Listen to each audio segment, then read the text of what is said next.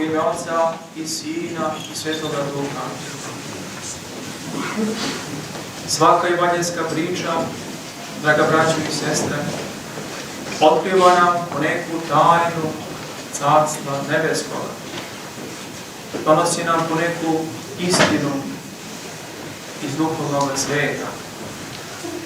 Evo i ova današnja evanđelska priča o isceljenju gadarinskog vesomučnika otkriva nam nekoliko istina duhovnog sveta.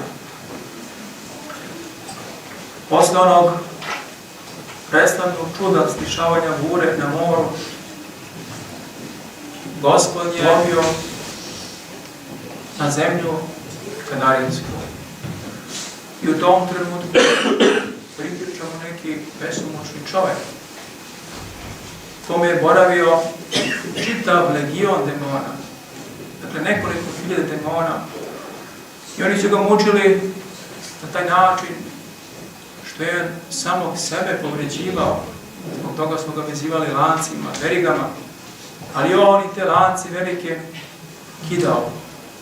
Nije se odevao, nije živeo u kući, nego u grobovima.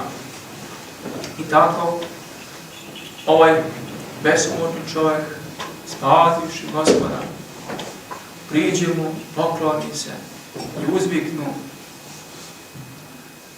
šta je tebi do nas, Isuse, Sine Božji, da si došao amo pre vremena da nas mučiš?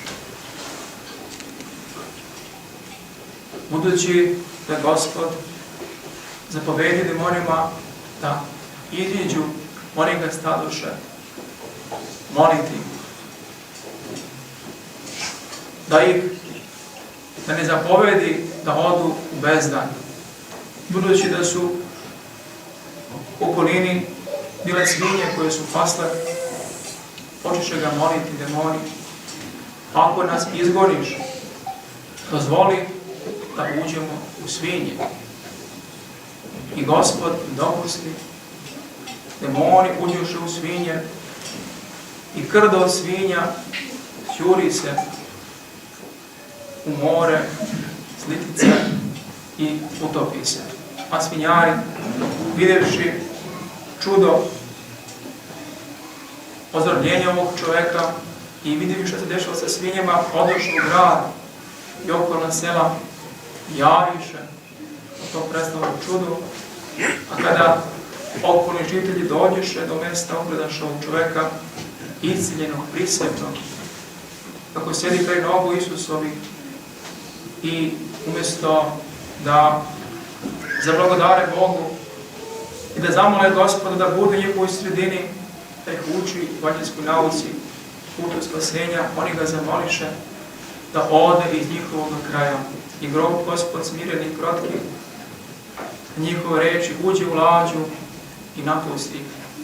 A i ovaj isceljeni čovjek željaše da bude sa Gospodom, da sluša njegove reči, ali mu Gospod dopusti i reče: idi i javljaj narodu u gradu šta ti učini Bog.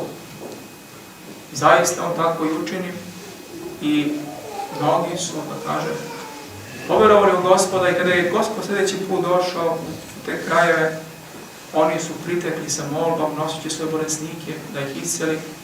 Gospod je mnoštvo bolesnika tom drugom prilikom iscelio. Eto, braći i sestre, to je ta evanđelska priča koja nosi mnoge poruke.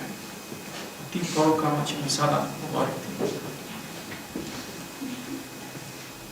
Ovaj čovjek, besomučni čovjek, bio je stanište demona. Na hiljade demona živjelo u čovjeku. Kakva je to tajna?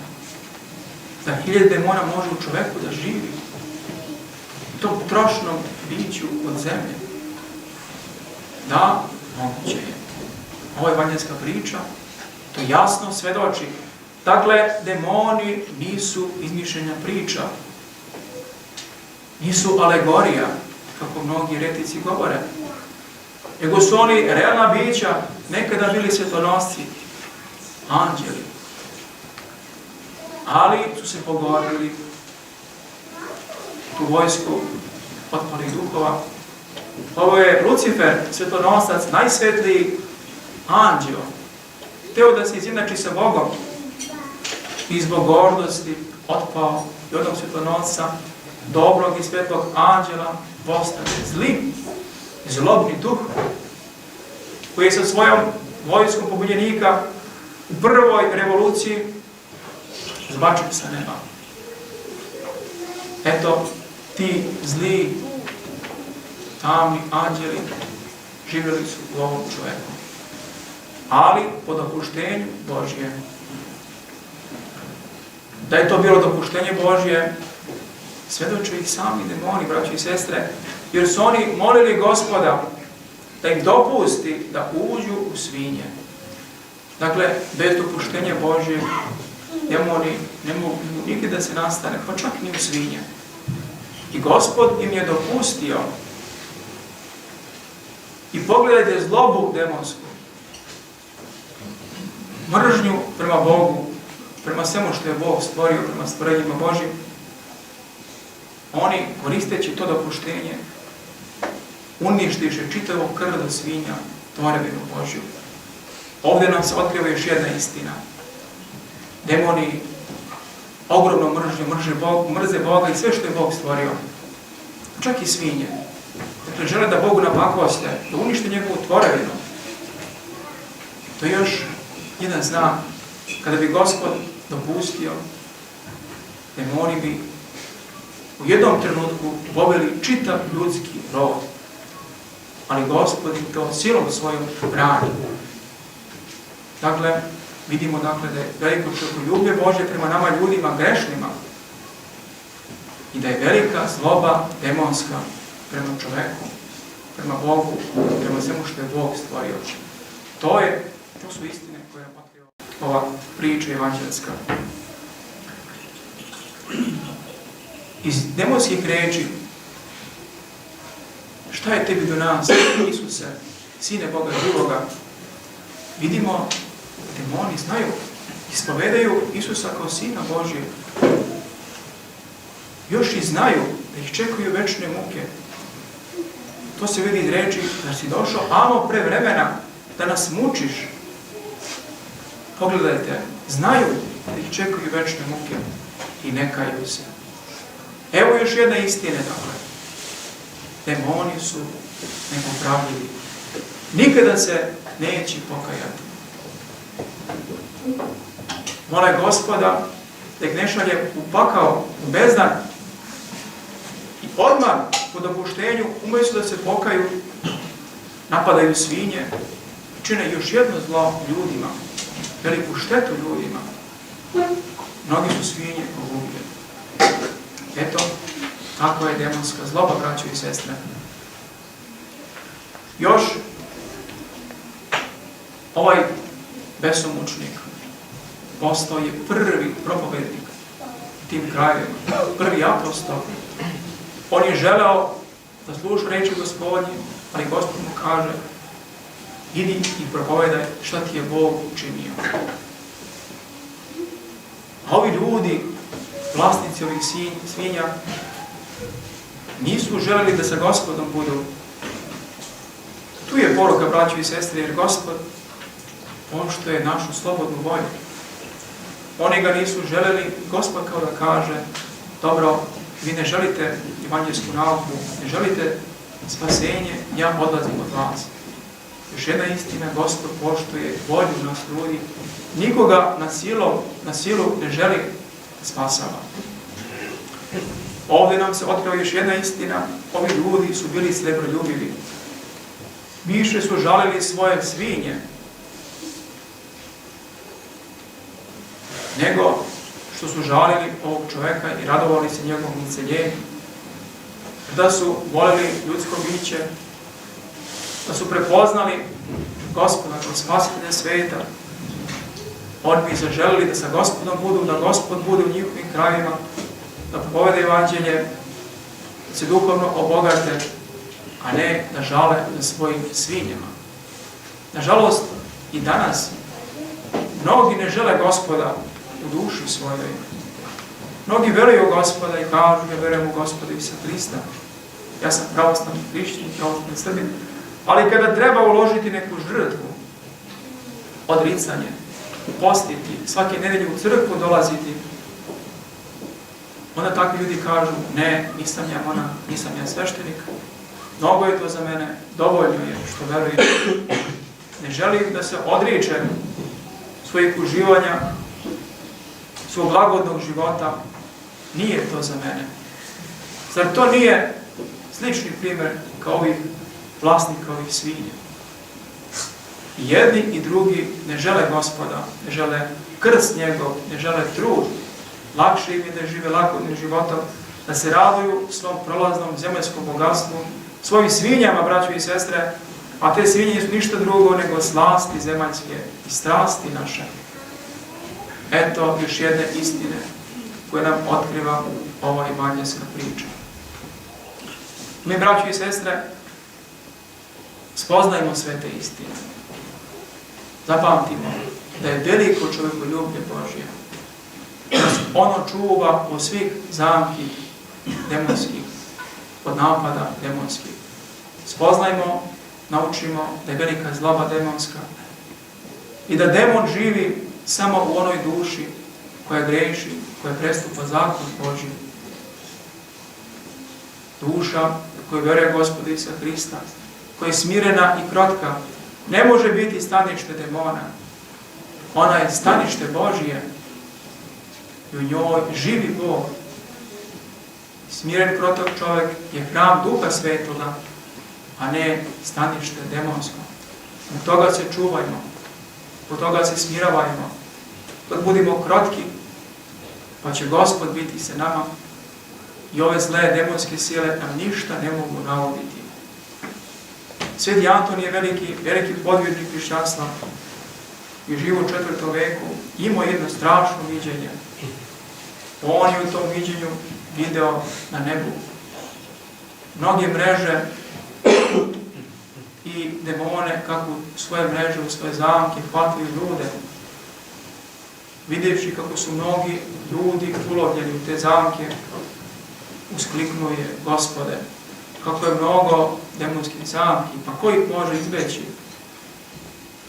I onda čuo glas sa neba: Antonije, smirenoumlje ih sve izbjegava.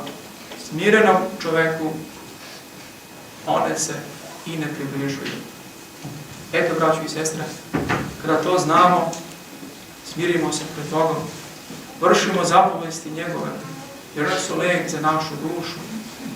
Čovjek koji vrši zapovesti Gospodnje odnapreduje iz sile u silu, u mere rasta visine Hristove, dok se Hristos verom ne usuli u srce njegovo, dok ne postane stanište Božje.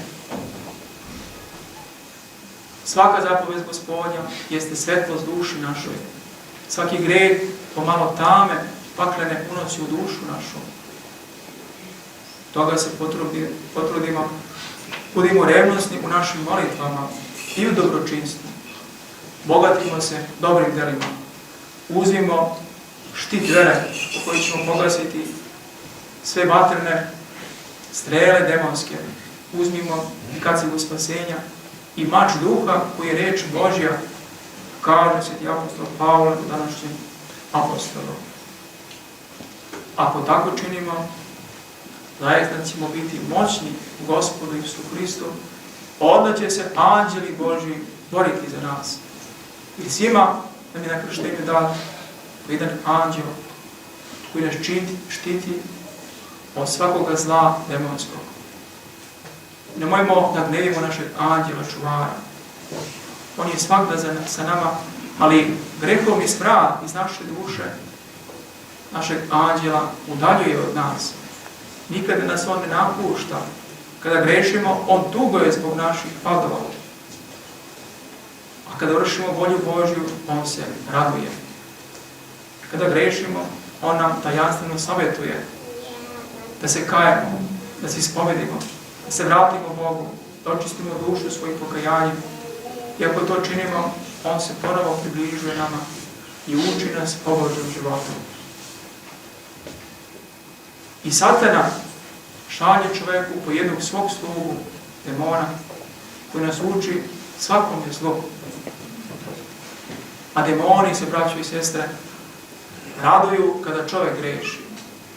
Kroz svaki grijeh, kroz svaku strast, oni pripremaju za sebe u ljudskoj duši prijatno obitalište. Oni se raduju kada čovjek greši.